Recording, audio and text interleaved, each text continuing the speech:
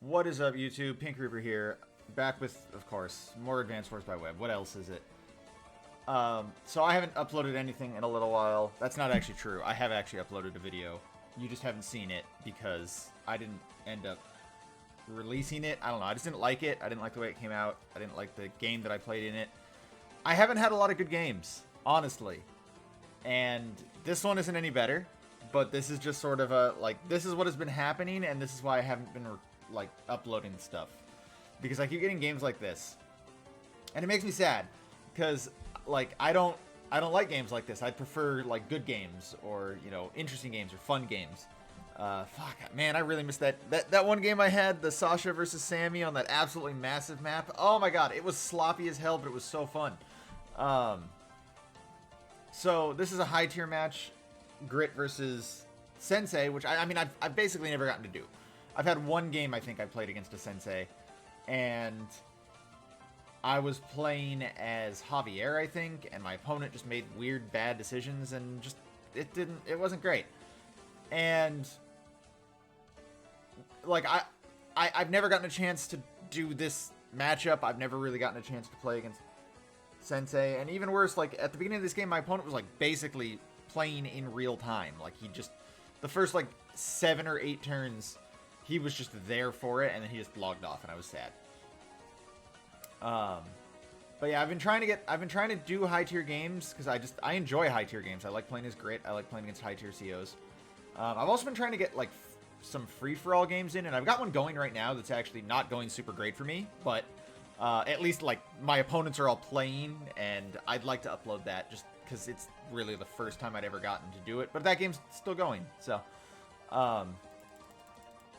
so this is, like I said, this is a, I'm not even gonna really talk too much about this. This is a 3 factory map, which is cool. Sensei is the actual infantry specialist. Forget Sammy. Sensei gets 140% on all of his infantry and mechs. He also gets the +1 movement to not carriers, to transports. And then he's got 150%, I think it's 150%, is it? Yeah, 150% on battle copters.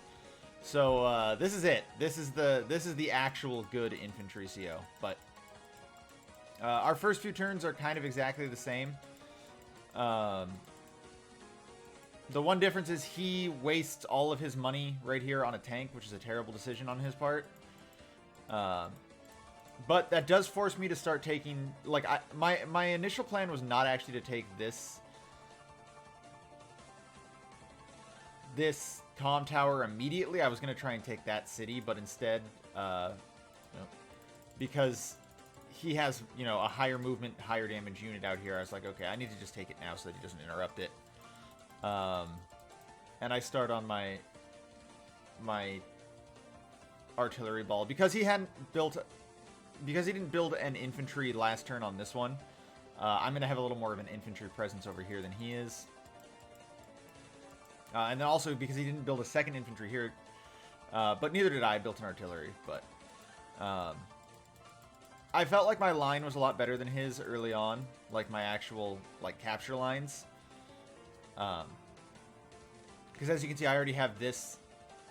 I didn't bother starting to take the airport immediately. I didn't think it was that important because the way that the funds were gonna go, like, and especially when you have three factories, by the time he caps it or by the time I cap it, there's not gonna be a ton of money there. So he's either gonna have to forgo building infantry or, like, vehicles, which, I mean, that's fine for Sensei, but he was going to be behind on units, essentially. He's going to be behind on board presence if he wants to build a copter there. I didn't think it was super necessary to get that immediately, so I decided instead start taking these cities. And then also I have an infantry moving to take this city, which he still doesn't have yet, so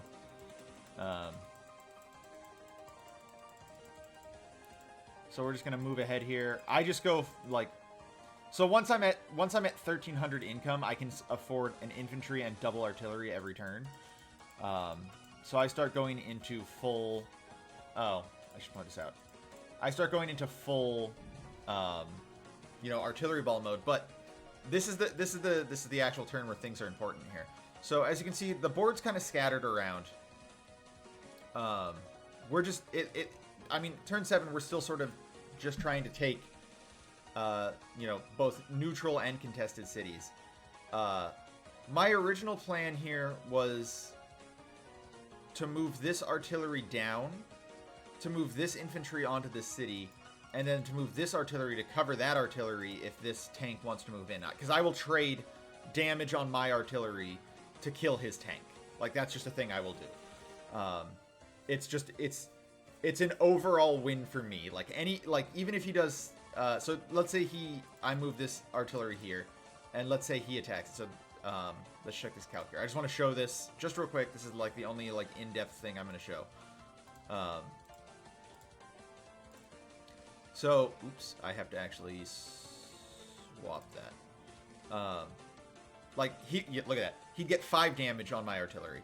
And then he would have actually had to have been, yeah,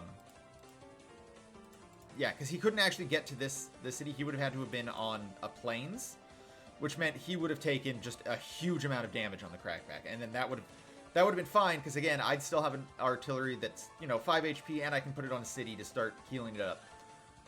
That was my plan. But it occurred to me that if he chooses to forgo capping the city and instead start capping my HQ right now, I have nothing to defend it. So I move this infantry to start capping the city sort of as a bait. Like, it's like, look, I'm capping the city, but actually I'm not. I'm defending my HQ. And then I choose to move this artillery over, just so I can start moving it closer to this HQ if I need to. In this situation here, if he starts capping the city, what would happen is I would move to defend it with this infantry, and then I would move this artillery to defend it as well, behind the infantry. If he doesn't, I can still move it over here to support. And then obviously, see, I forgo capping cities here to just defend this artillery so that he can't move up with this tank. And the other thing I do is I start moving towards ostensibly this city, but not really. Oops, I went too far.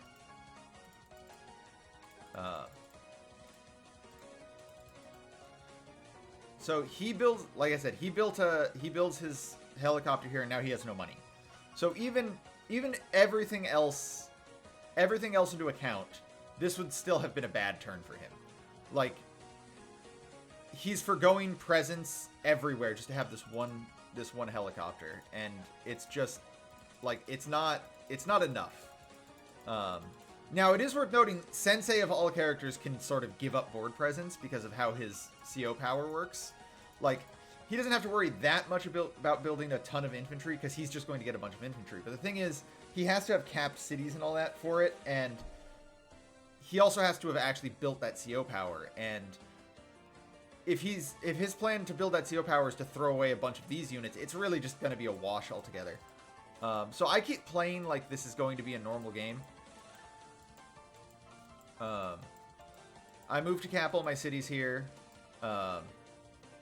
He actually can now move this tank onto this silo, this empty silo, if he wants the defense from it, but it's not going to matter. I'm protecting my artilleries with artilleries. And then I immediately start moving to cap his city. Now, or his HQ. Now, he is in a really terrible position here because on his last turn, he didn't move this infantry here to take this city. He moved it here to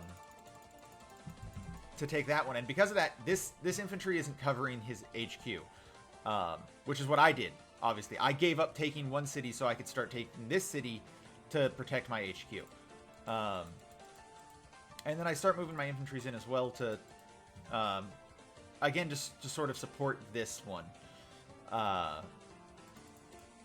And then he moves, like, he's still sort of playing again, but, like, normal. Like, he's still moving everything else like normal. I find it interesting that he moved this tank here. I kind of get it, though. He doesn't really have any better options for defense, and at least this way, like, if I was planning to, like, try and cover my infantry, like put this one here and like move this one here so nothing could get to it from anywhere else, he'd be okay, but that's actually not what I was planning. Right here, he should have sort of just realized the game was over, though. Only dealing 4 damage means he has lost. There's no win for him at this point. Like, there's nothing he can do to stop what I'm about to do. That's weird. Why is that still dark? Yeah, so I cap it down to 4. I merge my infantry, and then I just block his tank. This tank can no longer reach this infantry. There's no way he's going to get this tank to this infantry. There's no way he's going to get this infantry to this infantry. He can only attack it with this tank, and we've already seen that only does 4 damage. Even if he rolls high and does 5 damage, it doesn't matter. I only need to be at 4 HP. He would have to deal 7 damage on this turn. The game is over. I've won. I still play out my turn like this is a normal game, like as if there's maybe something he could do. Because that, no matter what, this is something. If you play this game, you should sort of consider as well. Even if you have what you think is a guaranteed win, you should always play as if like that's not true.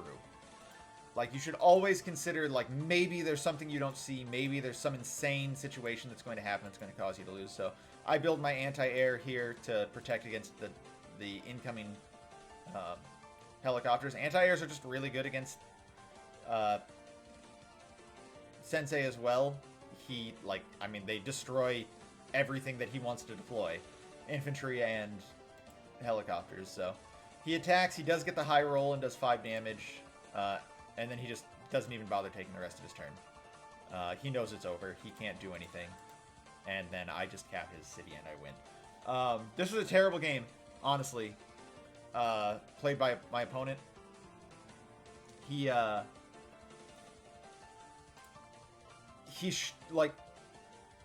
Not covering your HQ is one of the worst mistakes you can make. Like, honestly. It feels mean to say that this is a terrible game, that my opponent is bad or anything like that. I don't know that my opponent is bad. I'm not going to say my opponent is bad. I'm going to say my opponent had a bad game. He played a terrible game by not covering his HQ. I've done that before. I lost to Shiny, and I lost to Merc. Both games because I didn't properly cover my HQ, and maybe he did the same thing I did. He thought he could get closer to his HQ than he could. He thought he had more access to it than he could. Maybe he made a mistake and, was planning to do it, and then just in between, actually planning to do it and then taking his turn, he forgot. But the fact of the matter is, you gotta cover your HQ. That's the most important thing you can do. Because if you don't, you just lose, obviously. This is how a lot of... Actually, no. This isn't how a lot of my high-tier games have gone. Most of my high-tier games have gone way worse than this. My opponents just make, don't buy units or make incredibly terrible decisions and things like that. I had a game against a Hachi with Grit that I didn't upload. I didn't even, I think it's probably still in my games. I can probably find it. Oh, no, it's probably too far back now. Yeah. Or wait, no, I'd have to actually go to my profile, right? Yeah, this game. Oh, that's the map, not the game.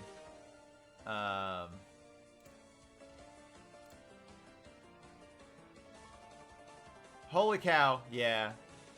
I think I might have actually downloaded the replay. I don't know.